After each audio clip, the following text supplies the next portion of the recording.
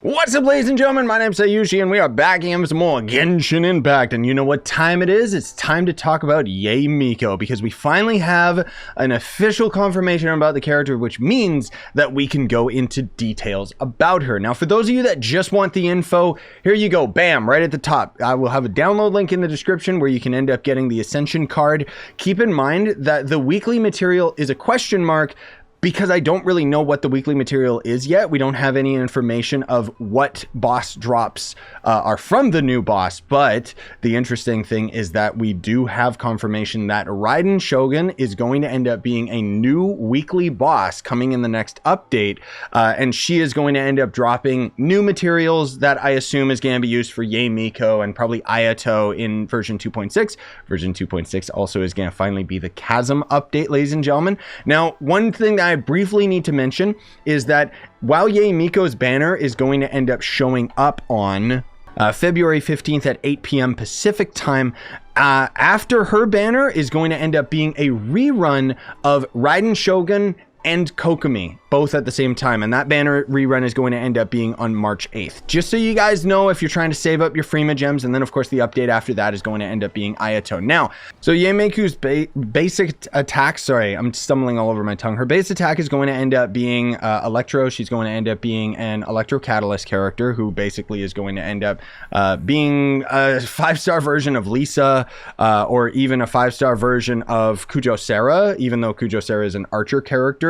The fact is that she has very, very similar abilities to Miko. So anyways, moving on from her base attack, there's also going to end up being her skill ability, which has the following properties. So periodically it will strike one nearby opponent with lightning, dealing electric damage, because when you end up using this ability, it's basically going to end up putting down what they call a Sessho Sakura. We'll just call him a Sakura. It basically plants one down, and then if you hold the ability, as far as I know, she teleports backwards and leaves one behind, if I'm not mistaken. You can have 3 of them down at a time, and they're, as it mentions, going to end up periodically damaging enemies and so on and so forth. When there are other Sakura nearby, their level will increase, boosting the damage dealt by these lightning strikes. This skill has 3 charges. A maximum of 3 Sakura can exist simultaneously. The initial level of each Sakura is level 1. And the initial highest level of each Sakura can reach level 3. So basically having all 3 of them out at the same time makes them the most powerful. And then whether or not it scales all of their level up, or it's recommending you to constantly cast them to end up building up some form of level with all of them, or a stacking effect, possible. I'm not exactly sure until I end up getting my hands on her to test it. If a new Sakura is created too close to an existing one, the existing one will be destroyed, which obviously would end up resetting the timer. Now moving on to her ultimate ability, which is Honey Impact has a very lengthy lore aspect of it, but basically it causes lightning to fall down upon the foes from the Nakamura Shrine, something blah blah blah. Summons a lightning strike, dealing area of effect electro damage. When she uses this skill, Miko will unseal nearby Sakura, destroying their outer forms and transforming them into Tenko Thunderbolts that descend from the skies, which deals area of effect electro damage. Each Sakura destroyed in this manner will create 1 Tenko Thunderbolt.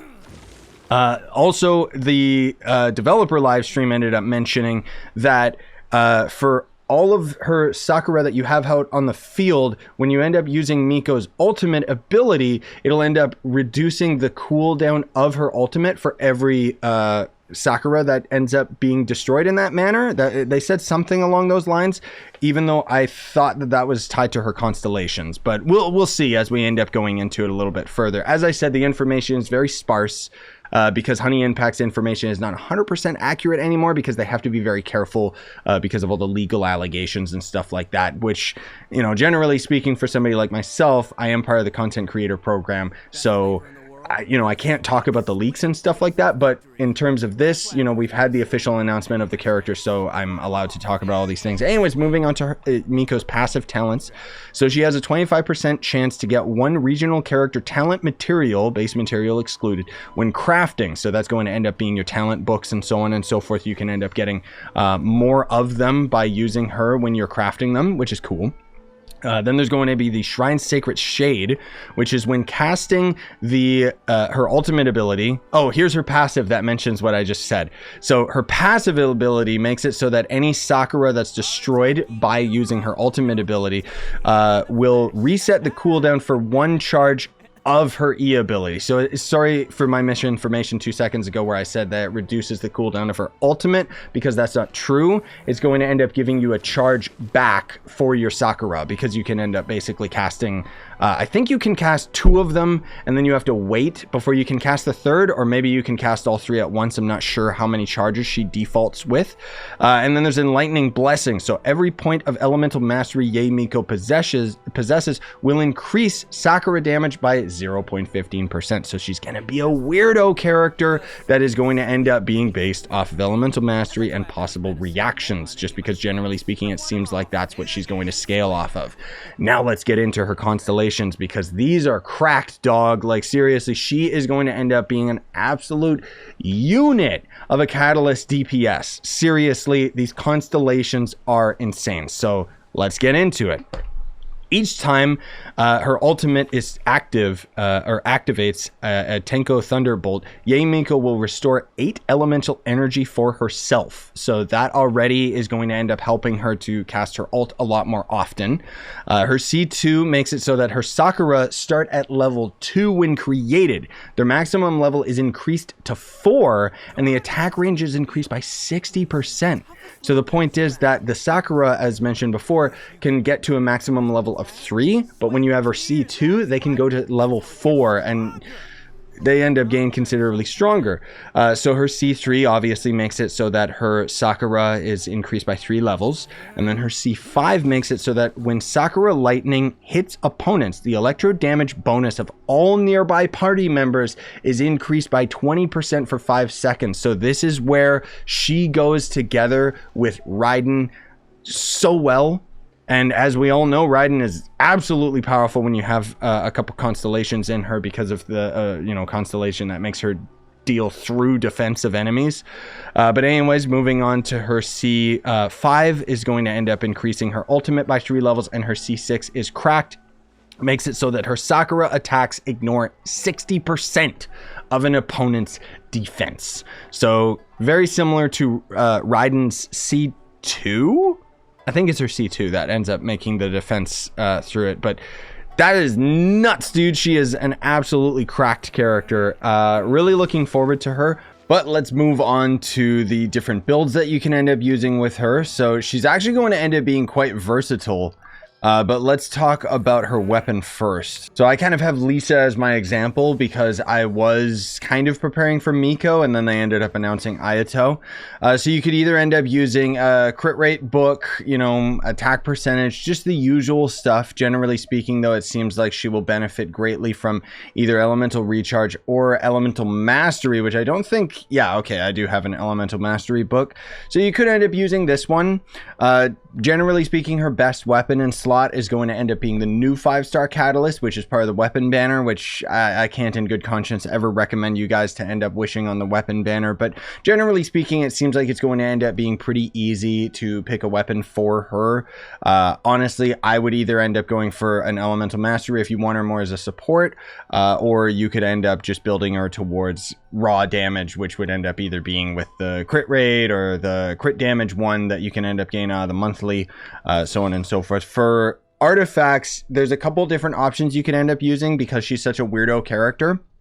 So for artifact sets, I would recommend either using Severed Fate, just because then you could end up getting that elemental energy, which, she doesn't really scale off of that as much as elemental mastery, but elemental energy means that you would be able to end up potentially using your ultimate a lot more often, which, always is a nice thing. But the thing is that you could also scale her towards a DPS build, so you could end up just going all attack percentage, so using a gladiator set or a Sakura set. I think it's called a Sakura set. Actually, no, it's not. Shimenawa's. That's the other one that I was thinking of. But you could end up doing that.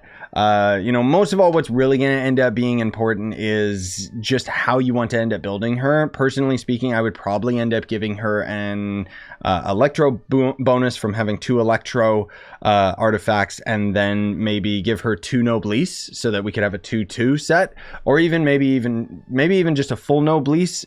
Or more than likely, you would try to end up using one of the sets that builds up her elemental skill, because it seems like that's where most of her damage is going to end up being.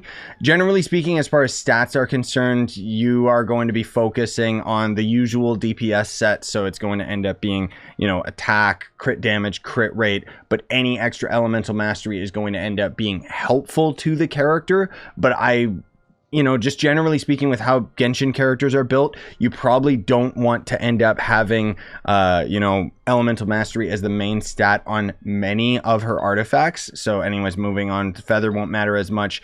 For the sands, I would recommend that you actually have elemental mastery rather than ignore the elemental recharge that I have on this one right here. For your goblet, obviously you want to end up having the electro damage bonus, because she's going to benefit from that greatly. And then for the hat, you could either end up taking crit damage or crit rate, depending on how you're going to end up using her, or even just having a raw attack percentage if you don't want to end up worrying about having a crit build or something, just because of the fact that it seems like you can cast her E and then swap to somebody else, while those will continuously attack enemies that are out in the field. So you could end up just trying to build her around that.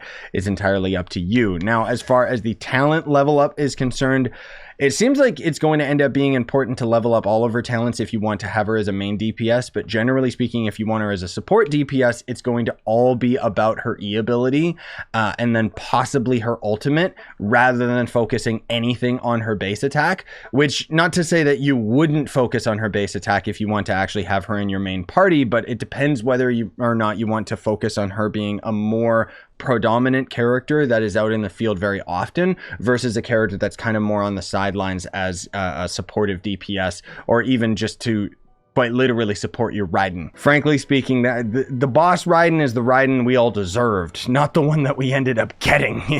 Anyways, smash like, sub for more, buy the merch you want, support the channel, and have yourselves a wonderful day, ladies and gentlemen.